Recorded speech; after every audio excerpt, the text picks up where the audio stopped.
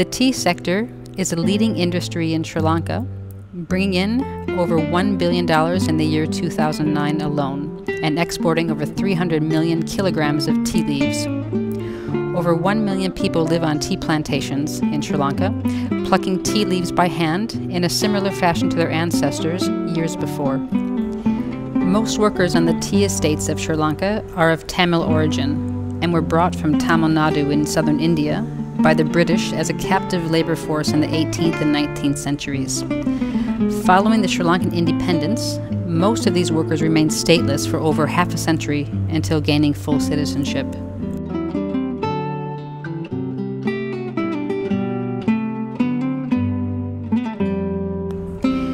Today, the estate workers still do not share the wealth of this industry.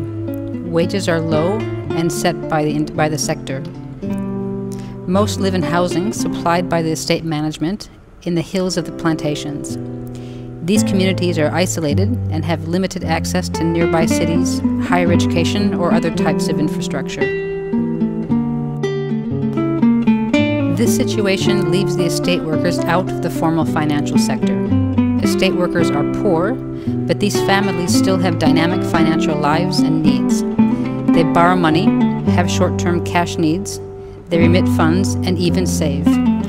This survey shows the limitations and hardships experienced by estate workers because of these barriers set in the sector.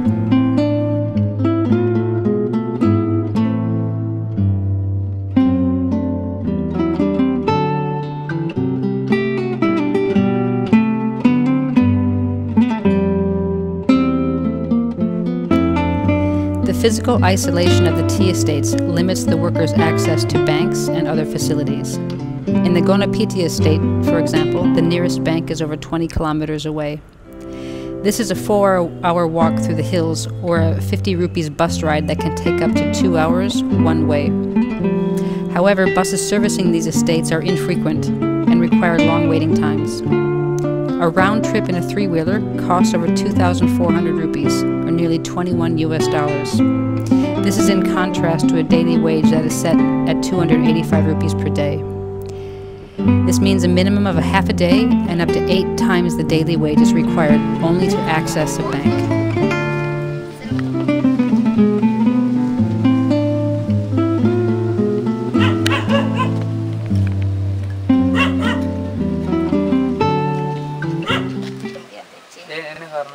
காரணம் சொன்னா புள்ள பெரிய பிள்ளையா ஆகி அதுகளுக்கு செலவு செஞ்சு இப்படி நாங்க கட்டிருந்த வீடு எங்களுக்கு கட்ட வசதி இல்லாம யாருக்கும் உதவி இல்லாம நாங்க ரெண்டு வீடு பனியா இருக்கோம். அதான் எங்க வீடு பனியா குடிசையில தான் இருக்கோம். எங்களுக்கு போக்குவரத்து வசதி இல்லை. இன்னும் ரோட்டுகளை தான் பாருங்களேன், போவையோ இறங்கையோ ஒரு தண்ணிக்கோ இதுக்குமே நஷ்டம் வர்றதுக்கே வசதி இல்லை. அதனால வந்து நாங்கள் இங்கே இருக்கோம், பனியை போட்டோஸ் கட்டியிருக்கோம். எங்களுக்கு கொஞ்சம் கஷ்டம் ஏன்னுச்சுன்னா எங்களுக்கு போயிட்டு கட்டுற அளவுக்கு எங்களுக்கு உதவிக்கு யாருமே இல்லை. எங்களுக்கு உதவி இப்போ யார் சரி இருந்து அக்கா இந்த வீடை கட்டுங்க உங்களுக்கு நாங்கள் உதவி பண்ணுறோம் அப்படின்னு சொல்கிற அளவுக்கு எங்களுக்கு இன்னும் யாருமே இல்லை. நாங்கள் 2 பேரும் மட்டும்தான். 4 பிள்ளைகளை படிக்க வைக்கணும். நல்ல மகன் படிக்க மாட்டேன்னு சொல்லிட்டு வீட்டில் இருந்துட்டாரு, ஸ்கூலுக்கு போக மாட்டேன்ட்டாரு.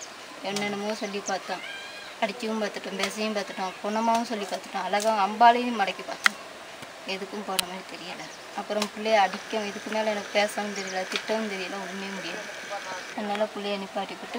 அதுக்கு என்ன காரணம்? வீடு இல்லை அப்படி அதனால அவர் நின்னாரு இல்லை ஸ்கூலுக்கு போகிறதுக்கு வசதி இல்லை.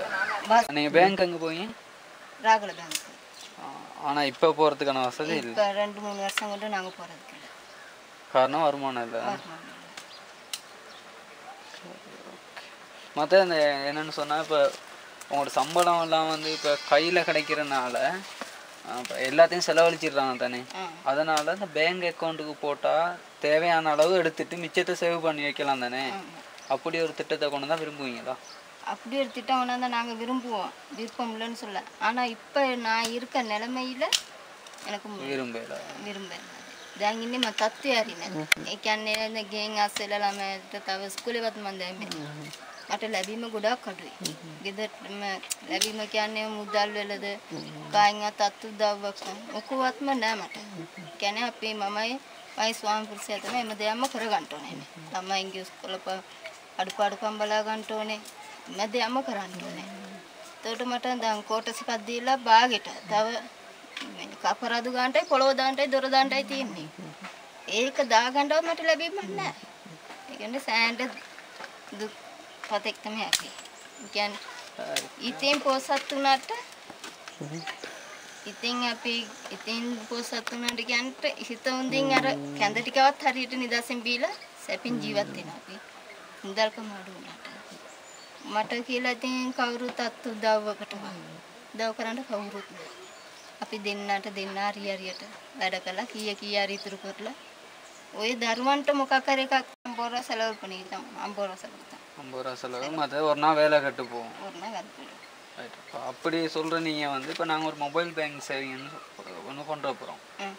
சொன்னால் ஃபோன்லேயே காசை போடுற மாதிரியும் எடுக்கிற மாதிரி வீட்டில் இருந்து இருந்து ஓ அப்படி ஒரு சேவையை கொண்டு வந்தால் விரும்புவீங்களா? அப்படி கொண்டு வந்து விரும்புவேன்.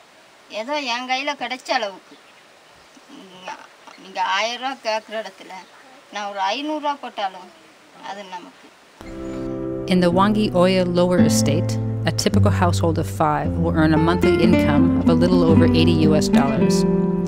At the time of the survey, the typical household owed 4 times this amount in debt, and nearly 20% of a monthly wage was spent on repayment. These families do not make much money, but they do have dynamic and complicated financial lives. Over half of households claim to save and borrow money regularly. Because of the many barriers to the formal financial sector, the majority of these transactions were done using informal financial instruments. Less than 25% of loans are taken from banks or other regulated financial institutions. Moneylenders, relatives, and the estate grocery store are common sources of loans. Only 9% save their money in bank accounts, and the majority of savings is done under the mattress or in a village group scheme. Estate workers also buy livestock or gold as a means of safeguarding their money. These informal financial instruments are accessible to estate workers and are used frequently. However, they are often not the best option. For example, interest rates from a moneylender can be over 10 times the rates offered by a bank. Without a credit history, a proof of salary, or a savings account, estate workers face difficulties qualifying for bank loans, and this contributes to their continued exclusion from the formal system.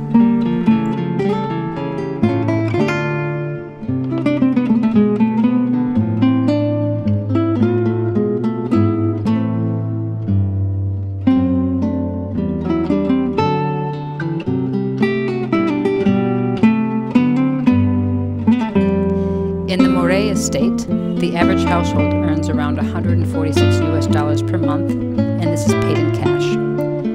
45% of the families do not have a bank account. 40% of the workers claim they have never even visited a bank. Many of those who do have accounts claim they are open for the sole purpose of collecting their pensions and are not used regularly. Less than 1/4 of the population visit the bank regularly to use their accounts.